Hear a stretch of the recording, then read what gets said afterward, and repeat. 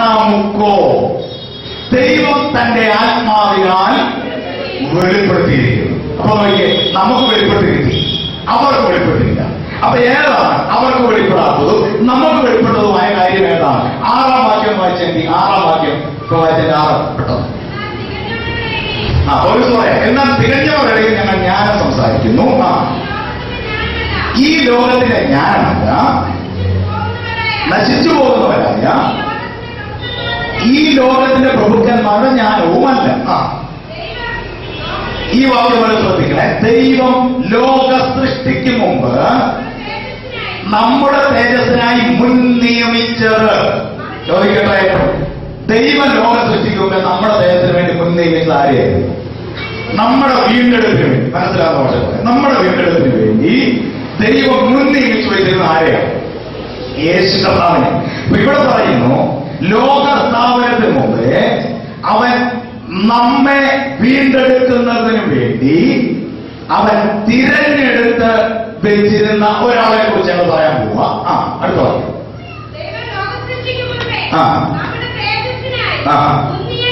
മുൻ നിയമിച്ചതും മറഞ്ഞിരുന്നതുമായ ദൈവത്തിന്റെ ജ്ഞാനമത്രേ മർമ്മമായി ഞങ്ങൾ പ്രസ്താവിക്കും. അപ്പൊ ദൈവം ലോക സൃഷ്ടിക്ക് മുമ്പേ തെരഞ്ഞെടുത്തതായ യേശുവിനെ എന്നാൽ ഇവൻ എന്തിരിക്കുകയായിരുന്നു?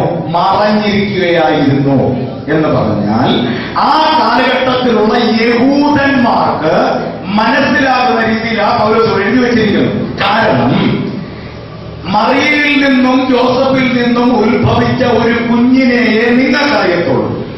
എന്നാൽ ഞങ്ങൾ പറയുന്ന യേശു ഇവൻ ലോക സ്ഥാപനത്തിന് മുമ്പേ ഉള്ളവനായിരുന്നു. എന്നാൽ അവർ എവിടായിരുന്നു? മറഞ്ഞിരിക്കുകയായിരുന്നു. ഈ മർമ്മമാണ് നിങ്ങളോട് പ്രസ്താവിക്കാൻ പോകും. മർമ്മം എന്ന് പറഞ്ഞാൽ എന്താ? എല്ലാവർക്കും ഒന്നും വെളിപ്പെട്ട് കിട്ടാത്തൊരു കാര്യമാണ്, അല്ലെങ്കിൽ മറഞ്ഞിരിക്കുന്ന ഒരു കാര്യമാണ്.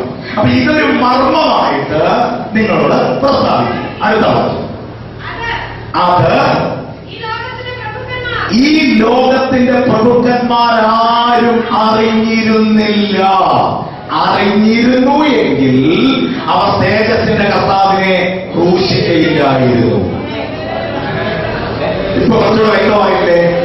അപ്പൊ ഈ മർമ്മം ആരാണെന്നുള്ളത് ഈ ലോകത്തിലെ പ്രഭുക്കന്മാരാരും അറിഞ്ഞില്ല. അറിഞ്ഞാൽ യേശുവിനെ ക്രൂശിക്കുമായിരുന്നു? ഇല്ല. അവരത് യേശു അവസാനം എന്ന് പറയുന്നില്ലേ, കർത്താവ് പിതാവേ ഇവർ ചെയ്യുന്നത് എന്താണെന്ന് ഇവർ അറിയായതുകൊണ്ട്. യേശു ചുമ്മാവണമെന്നല്ല, അവർക്ക് അറിഞ്ഞുകൂടായിരുന്നു.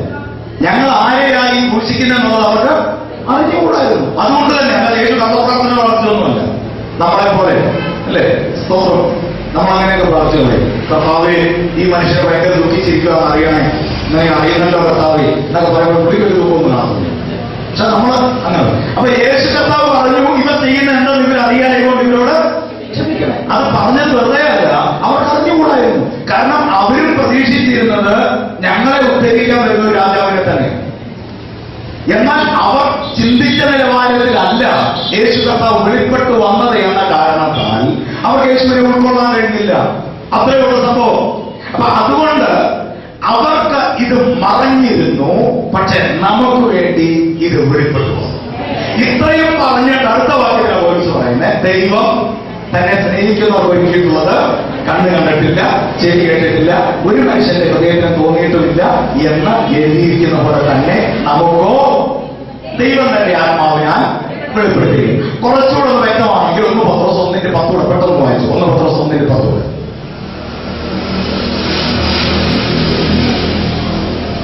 നിങ്ങൾക്ക് വരുവാനിരിക്കുന്ന കൃപയെക്കുറിച്ച് പ്രവചിച്ച പ്രവാചകന്മാർ ഈ രക്ഷയെ ആരാഞ്ഞ് അന്വേഷിച്ചിരിക്കുന്നു.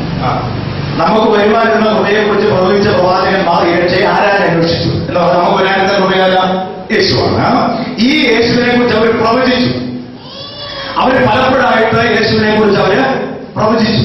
എന്നാൽ ഈ രക്ഷ അവർ ഉണ്ടായിരിക്കുമ്പോൾ, അവർ ഈ ഭൂമിയിൽ ഉണ്ടായിരിക്കുമ്പോൾ തന്നെ ഈ യേശു വരുമോ എന്നുള്ളത് അവർ ഒത്തിരി ആഗ്രഹിച്ച, വരണമേ എന്ന് അവർ ഒത്തിരി ആഗ്രഹിച്ച ഒരു കാര്യമാണ്.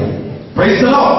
അതുകൊണ്ട് ഇവിടെ നമ്മൾ വായിച്ചത്, നിങ്ങൾക്ക് വരുവാനിരുന്ന കൃപയെക്കുറിച്ച് പ്രവചിച്ച പ്രവാചകന്മാർ ഈ രക്ഷയെ ആരാൻ അന്വേഷിച്ചിരുന്നു. അടുത്ത വാക്യം.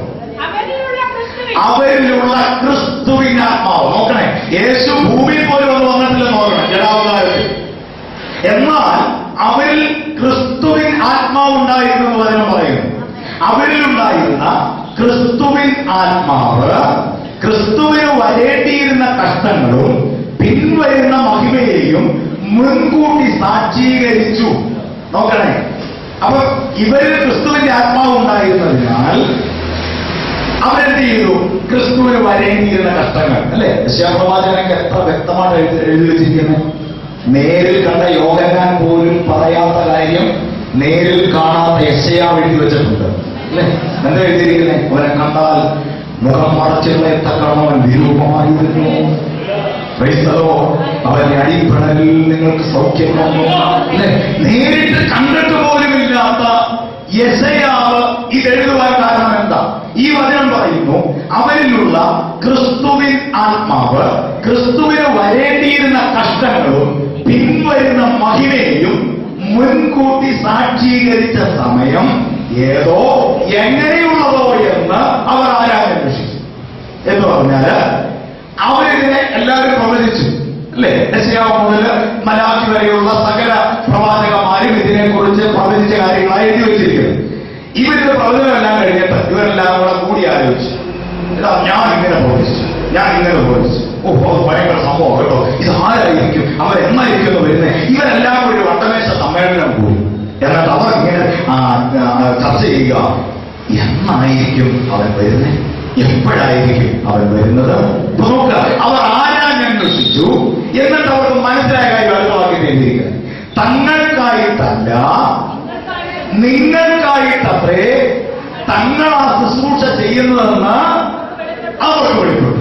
അപ്പൊ നോക്കുക, ഇത് ഞങ്ങൾക്ക് വേണ്ടിയല്ല ഞങ്ങൾ പ്രവചിക്കുന്നത്, ഇത് നിങ്ങൾക്ക് വേണ്ടിയാണെന്ന് അവർക്ക് മനസ്സിലായി. മനസ്സിലായോ? Praise the Lord, hallelujah. അപ്പൊ യേശു എന്ന രക്ഷ ഇതൊരു നിസ്സാര കാര്യമല്ല. ഇത് വലിയൊരു കൂട്ടം ആളുകൾ പ്രതീക്ഷിച്ചിരുന്ന് അവർക്ക് കിട്ടാതിരുന്നത് നമുക്ക് വേണ്ടി അവൻ ഒരുക്കി വെച്ചു. ഇനിയെങ്കിലും ആ പ്രാർത്ഥന പ്രാർത്ഥിക്കുമ്പോൾ ഒന്ന് ശ്രദ്ധിച്ചേ പ്രാർത്ഥിക്കാം. അപ്പൊ യേശുവിനെ പ്രവാചകന്മാർ കിട്ടിയില്ല, നമുക്ക് കിട്ടി. ഇത്രയുള്ള വാക്യത്തിന്റെ അർത്ഥം. എന്നിട്ടും ഈ വാക്ക് പറഞ്ഞ് പ്രാർത്ഥിക്കുന്ന നമ്മളെ നോക്കി കർത്താവ് എത്തിയുമായിരിക്കും. നമ്മളിവിടെ പറയാം, ഞാൻ കേട്ടിട്ടില്ല, എന്റെ മനസ്സിൽ പോലും എന്തില്ല തോന്നിയിട്ടില്ല എന്ന് പറയുമ്പോൾ യേശു എന്തായിരിക്കുന്നേ ചീത്തയായിരിക്കും അല്ലേ. പിതാവിന്റെ വലതുഭാഗത്തുണ്ടായിരിക്കും, എന്നിൽ നിന്നുള്ള വിടുതലോ പ്രാപിച്ചു, എന്നിൽ നിന്നുള്ള രക്ഷ അവനെ പ്രാപിച്ചു. ഇതെല്ലാം അവരെ കിട്ടിയത് അവൻ എപ്പോഴും പറഞ്ഞല്ല, ഞാൻ കണ്ടിട്ടില്ല, ഞാൻ കേട്ടിട്ടില്ല, എന്റെ മനസ്സിൽ പോലും നോക്കിയിട്ടില്ല. നമ്മളത് ഭൗതിക വിഷയങ്ങളോട് ചേർത്താണ് നമ്മൾ പലപ്പോഴും അതിനെ പറയുന്നത്. എന്നാൽ സത്യത്തിൽ അത് ഭൗതിക വിഷയമല്ല, അത് യേശു എന്ന വലിയൊരു വിഷയമാണ്. അതുകൊണ്ട് എബ്രായർ 11 അവസാന വാക്യത്തിൽ നമ്മൾ മുമ്പ് വായിച്ചത്, അവരൊക്കെയും നമ്മെ കൂടാതെ രക്ഷാപൂർത്തി പ്രാപിക്കാതിരിക്കേണ്ടതിന് ദൈവം നമുക്ക് വേണ്ടി ഏറ്റവും നല്ലതൊന്ന് മുന്നൊരുക്കിയിരുന്നു. അപ്പൊ അവർക്ക് ലഭിച്ചതിനേക്കാൾ ഒത്തിരി ശ്രേഷ്ഠമായത് ആർക്ക് ലഭിച്ചു? നമുക്ക് ലഭിച്ചു. സന്തോഷമുണ്ടോ? ഹല്ലേലൂയ പറഞ്ഞേ, ഹല്ലേലൂയ, ഹല്ലേലൂയ. അവർക്ക് ലഭിച്ചതിനേക്കാൾ ശ്രേഷ്ഠമായത് നമുക്ക് ലഭിച്ചു. മടങ്ങി വരാം. ഒന്നാമത്തെ കാലഘട്ടം പഴയ നിയമകാലഘട്ടം. പഴയ നിയമകാലഘട്ടത്തിൽ പകരപ്പെട്ട അഭിഷേകത്തെ കുറിച്ച് നമ്മൾ കണ്ടു. രണ്ടാമത്തെ കാലഘട്ടമായിട്ട് നമുക്ക് ചിന്തിക്കാം യേശുവിന്റെ കാലഘട്ടം, യേശു കർത്താവിന്റെ കാലഘട്ടം. യേശു ഭൂമിയിൽ വന്ന ആ കാലഘട്ടം, അല്ലെങ്കിൽ അവരുടെ ശുശ്രൂഷ ചെയ്ത കാലഘട്ടം, ഇതെല്ലാം ആ കാലഘട്ടത്തിൽ പെടുന്ന കാര്യമാണ്. രണ്ടാമത്തെ കാലഘട്ടത്തിൽ പകരപ്പെട്ട അഭിഷേകത്തിന്റെ ശക്തിയുടെ പ്രത്യേകത എന്തായിരുന്നു? രണ്ടാമത്തെ കാലഘട്ടത്തിൽ പകരപ്പെട്ട അഭിഷേകത്തിന്റെ ശക്തി, ഇതിന്റെ പ്രത്യേകത എന്ന് പറഞ്ഞാൽ, യേശു സ്നാനമേറ്റാനായിട്ട് വെള്ളത്തിലേക്ക് വന്നു. സ്നാനമേറ്റ ഉടനെ യേശുവിന്റെ മേൽ പരിശുദ്ധാത്മാവ് വന്നു. പ്രാവല്ല വന്നത്, പരിശുദ്ധാത്മാവ് വന്നത്. എഴുതിയ പുള്ളിക്കാരന് തോന്നിയത് പ്രാവ് രൂപത്തിൽ വന്നതായിട്ട്, അല്ലാതെ ചിലർ പറയുന്ന പ്രാവ് വന്നു സ്തോത്രം എന്നിട്ടൊരു പ്രാവിന്റെ പടവും നിങ്ങൾ അതിനടി പരിശുദ്ധാത്മാവ് ഞങ്ങളുടെ മേൽ വരണേ. പ്രാവാണ് പരിശുദ്ധാത്മാവ്, പ്രാവെന്ന പരിശുദ്ധാത്മാവ്. പരിശുദ്ധാത്മാവ് എന്ന് പറയുന്നത് ദൈവമാണ്, അല്ലാതെ കേവലം ഒരു പക്ഷിയോട് ഉപമിക്കാൻ കഴിയുന്ന ഒന്നല്ല സ്തോത്രം പരിശുദ്ധാത്മാവെന്ന് പറയുന്നത്. ഇത് കണ്ട ആളാ പറഞ്ഞത് പ്രാവ് രൂപത്തിൽ ഇറങ്ങി വരുന്നത് ഞാൻ കണ്ടു. ഓക്കെ, അപ്പോൾ യേശുവിന്റെ മേൽ അവിടെ വെച്ച് അഭിഷേകം പരിശുദ്ധാത്മാവ് നിറയപ്പെട്ടു. ഇതുകൊണ്ട് യേശു തൃപ്തനായില്ല. നോക്കണേ, യേശു സ്നാനപ്പെട്ടു, അഭിഷേകവും പ്രാപിച്ചു. യേശുവിന് സാറിന് ഞാനെങ്ങനെ നല്ല സഭയുണ്ടെന്ന് നോക്കിയാൽ. പക്ഷെ യേശു നേരെ എങ്ങോട്ട് അറിയോ? മരുഭൂമിയിലേക്ക് പോവാ. എന്തിനാ യേശു മരുഭൂമിയിലേക്ക് പോയേ? ഉപവസിക്കാൻ. എന്തിനാ ഉപവസിച്ചേ?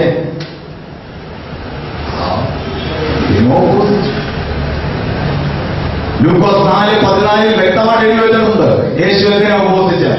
4:14 ഇങ്ങനെ വായിക്കുന്നു, 40-ാം ദിവസം യേശുവിന് എന്ത് സംഭവിച്ചു എന്നറിയണമെങ്കിൽ 4:14, ലൂക്കോസ് 4:14, യേശു ആത്മാവിന്റെ ശക്തിയോടെ ജനിയിലേക്ക് മടങ്ങിപ്പോകുന്നു. അങ്ങനെയെങ്കിൽ യേശുവിനെ ഉപവസിച്ചേ ആത്മാവിന്റെ ശക്തി പ്രാപിക്കും. നമ്മളെന്തിനാ ഉപവസിക്കുന്നത്? വീട് കിട്ടണം, അവറ്റ പറയുന്ന കാര്യം സാധിക്കില്ല. ആ വാക്യം ഇങ്ങനെ നമുക്കൊരിക്കലോ നമ്മൾ കാര്യം സാധിക്കാൻ വേണ്ടി ഉപവസിക്കുന്നേ. പക്ഷെ യേശു ഉപവസിച്ചത് ശക്തി പ്രാപിക്കും. ഇത് ഒരു ഭാഗത്ത് മാത്രം പറഞ്ഞെങ്കിൽ ഒരു വാക്കൊന്നുമല്ല. കൊർന്നല്യോസിന്റെ വീട്ടിൽ പോയി പത്രോസ് പ്രസംഗിക്കുമ്പോഴും ഇതേ വാക്ക് തന്നെയാ കൊർന്നല്യോസിന് പറഞ്ഞു കൊടുക്കുന്നത്. പത്രോസ് പറയാം, കൊർന്നല്യോസ് നീ എന്താ എഴുതിയേ? യേശു ഇങ്ങോട്ട് ഭൂമിയിലോട്ട് വന്നിട്ട് അന്തരീക്ഷത്തെ കൈ ചുഴറ്റി ഇങ്ങനെ ഒരാളുടെ മേൽ വെച്ചപ്പോ അയാൾ വീണെന്നോ അല്ലെങ്കിൽ അയാൾ ലോകസൗഖ്യം പ്രാപിച്ചെന്നോ അങ്ങനൊന്നും അല്ല നടന്നത്. പിതാവായ ദൈവം, അപ്പോസ്തലപ്രവൃത്തി 10:38 നമ്മൾ വായിക്കുന്നു, പിതാവായ ദൈവം നസ്രയനായ യേശുവിനെ പരിശുദ്ധാത്മാവിനാലും ശക്തിയാലും അഭിഷേകം ചെയ്തു. നമുക്ക് ഒരു അഭിഷേകമല്ല യേശുവിന്റെ മേൽ കിടക്കുന്നത്, രണ്ടു തരത്തിലുള്ള അഭിഷേകമാണ്. ഒന്ന് പരിശുദ്ധാത്മാവിനുള്ള അഭിഷേകം, രണ്ട് ശക്തിയാലുള്ള അഭിഷേകം. ഇത് പ്രാപിക്കാൻ വേണ്ടി യേശു അവിടെ പോയത് മരുഭൂമിയിൽ പോയി ഉപവസിച്ചത്. നമ്മൾ ഉപവസിക്കും ഭൗതിക കാര്യങ്ങൾ അല്ലെ നമ്മുടെ കാര്യങ്ങൾ സാധിക്കാൻ വേണ്ടി നമ്മൾ ഉപവസിക്കും. പക്ഷെ യേശുവിന്റെ ഭൗതികമായ ഒരു കാര്യങ്ങൾക്ക് വേണ്ടി യേശു ഉപവസിക്കും. പക്ഷെ അതിനകത്ത് അത്ഭുതമുണ്ട്. എന്താണെന്നറിയാമോ? ഈ ആത്മാവിന്റെ ശക്തി പ്രാപിച്ചു കഴിഞ്ഞപ്പോൾ ഇതെല്ലാം യേശുവിന് കിട്ടുകയും ചെയ്തു. അതായത് നമ്മുടെ പ്രശ്നം, നമ്മുടെ ഭൗതിക വിഷയങ്ങൾ പറഞ്ഞു തീരാൻ പോലും നമുക്ക് സമയം കിട്ടുന്നില്ല. അതുകൊണ്ട് ഈ ഭൗതിക വിഷയങ്ങളും കിട്ടുന്നില്ല, ആത്മീയ വിഷയത്തിൽ നമ്മൾ സമ്പന്നരുമില്ല. അതാണ് നമ്മുടെ പരാതി. പക്ഷെ യേശുവിനെ സംബന്ധിച്ച് യേശു ആത്മാവിന്റെ ശക്തി പ്രാപിച്ചു, അതോടൊപ്പം തന്നെ സകല യേശുവിന് കിട്ടി. ഉദാഹരണം പറയാം, യേശുവിന് വണ്ടി വേണം, വണ്ടി യാത്ര ചെയ്യാൻ വണ്ടി വേണം.